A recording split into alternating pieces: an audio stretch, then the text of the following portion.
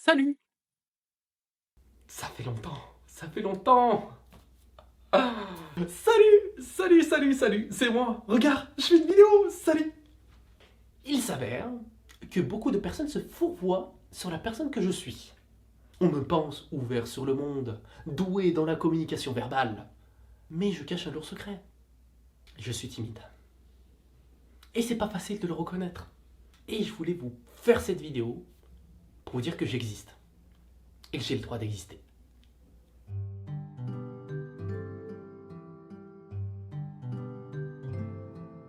La première des choses, quand tu es timide, tu dois te projeter dans une situation avant qu'elle n'arrive.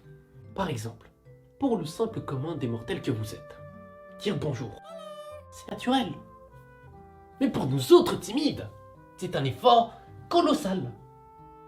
Je suis tellement stressé, parfois, que vaut mieux pas me demander comment je m'appelle. Oh, son nom, qu'est-ce que c'est? Oh, j'ai pas le fichier là-dessus. Je fais une recherche, je ne trouve rien. On a acheté son nom.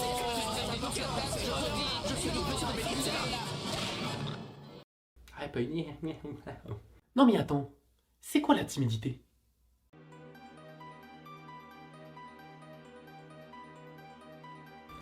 La timidité désigne une forte réserve, un repli sur soi, voire même un sentiment d'insécurité que certaines personnes peuvent expérimenter lorsqu'elles se retrouvent au contact de leurs semblables ou lorsqu'elles parlent à d'autres personnes. L'introversion, en revanche, est une caractéristique de personnalité qui concerne la façon dont une personne tire son énergie. Les personnes introverties ont besoin d'un environnement calme et ont besoin de se retrouver seules afin de pouvoir se ressourcer. Cela ne veut pas dire nécessairement qu'elles sont timides. Tu peux être introverti sans être timide, mais si tu es timide, tu es forcément introverti. Voici donc ma batterie sociale. Il s'avère que plus je suis gêné, plus cette batterie va se vider rapidement. Et ça m'arrive très souvent, malheureusement. Du coup, à force, j'ai développé quelques petites stratégies me permettant de m'en sortir. Et à force de pratique, à travers les années, je suis devenu illusionniste. Tout n'est qu'illusion. Alors, observez attentivement cette main. Observez-la, regardez-la. Toute l'attention est là, au lieu d'être sur moi. Illusion. Pouf! Disparition. Pouf! Apparition. D'ailleurs, pardon. Pourquoi? Comme ça. Parce que en tant que timide, on s'excuse pour tout. On a l'impression de déranger tout le temps. Quoi qu'on fasse, on a l'impression qu'on dérange. Globalement, il est vrai que j'ai toujours préféré l'ombre à la lumière. Non, pas cette ombre. L'ombre de la discrétion à la lumière du public. Fut une époque où j'étais tellement timide, où je n'ai pas fait ma petite section. Je suis tellement timide qu'il y a des sujets que je peux même pas parler avec moi-même. Ok? Est-ce que t'as déjà vu un timide en colère? Ce serait une catastrophe. Avez-vous déjà vu J'éclate la GoPro. Vous m'énervez! une personne timide qui se met en colère? Je suis énervé là! Vous avez affaire à un homme en colère là! Maintenant, oui. Alors qu'est-ce que j'ai fait pour ne plus être timide? J'ai mené quelques expériences pour vous les gars. Je suis parti parler à des inconnus, virtuels et réels. J'ai pris ma caméra et j'ai vlogué durant 2 ans de ma vie, dans des endroits un peu insolites. Et pendant un bon paquet d'années, j'ai pratiqué le basket. J'ai même posté des vidéos sur TikTok, où je racontais ma petite vie, où j'étais en pyjama. Tout ça pour affronter le regard des gens. Et je l'ai bien affronté, ouais.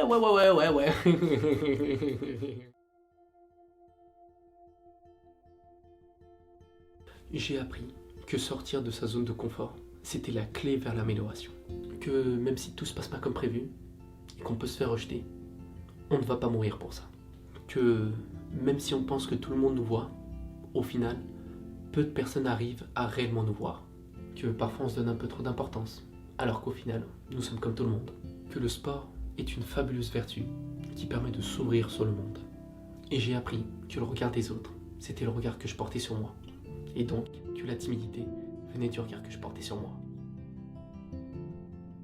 Voici donc les 6 étapes établies par mes soins pour sortir de la timidité.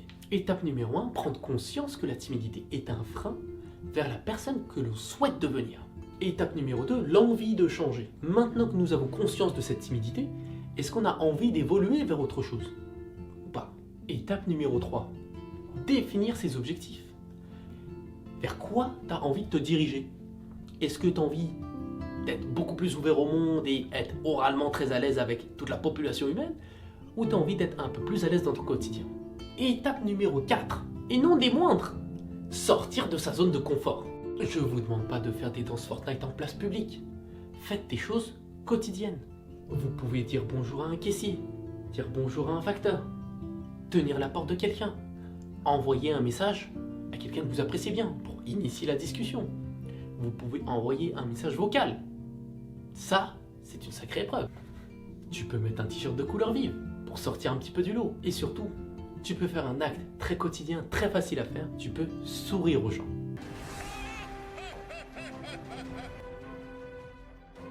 Étape numéro 5, s'affranchir du regard des gens. Ça peut paraître complètement fou, mais nous ne sommes pas le centre du monde. Les gens ne sont pas là à scruter le moindre de nos gestes. Et supposons que ce soit réellement le cas. Ça ne change absolument rien à notre vie. Absolument rien. Étape numéro 6, faire la paix avec soi-même. On a tendance à se sous-estimer, se trouver peu intéressant, assez ennuyant, parfois même un peu banal. On a même tendance parfois à se dévaloriser, malheureusement. On a peur du monde. Mais le monde nous attend. C'est pas facile de se regarder dans le miroir et de s'apprécier. Moi le premier, hein. Mais on a des qualités.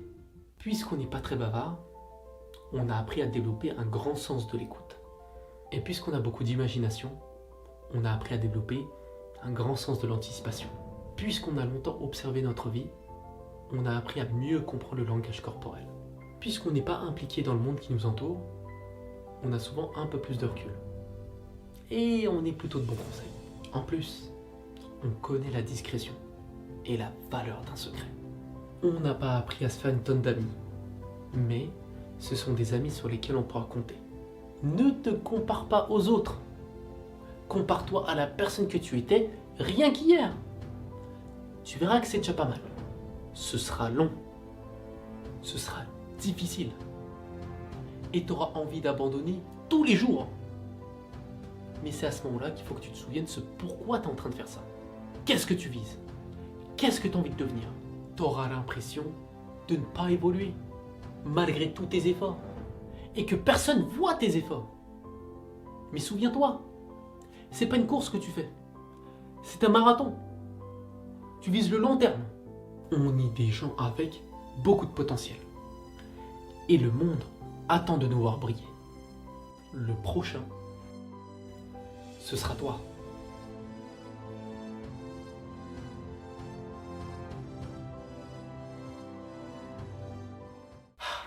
C'était difficile de faire cette vidéo. C'était trop dur. C'était dur de ouf. Cette vidéo, c'est le rêve de ma vie. Poster une vidéo sur YouTube, c'est tout ce que j'ai rêvé toute ma vie. Les gars, partagez cette vidéo. Et je vais te suggérer ta première action. Va dans les commentaires de cette vidéo et dis-moi sincèrement ce que tu en penses. Est-ce que tu as pu te reconnaître? Est-ce qu'il y a des choses qui t'ont fait rire? Est-ce que c'est une vidéo qui va pouvoir t'aider un petit peu à évoluer? Dis-moi ce que t'en penses, ça me ferait plaisir de fou. Petite dédicace à Sweeney. Il a toujours été là toute ma vie. Si tu peux me donner de la force et me mettre un like, ce serait fantastique. Tu peux t'abonner à ma chaîne YouTube, je serai archi content comme ce Patrick. Et je vous dis une chose, à plus dans le futur.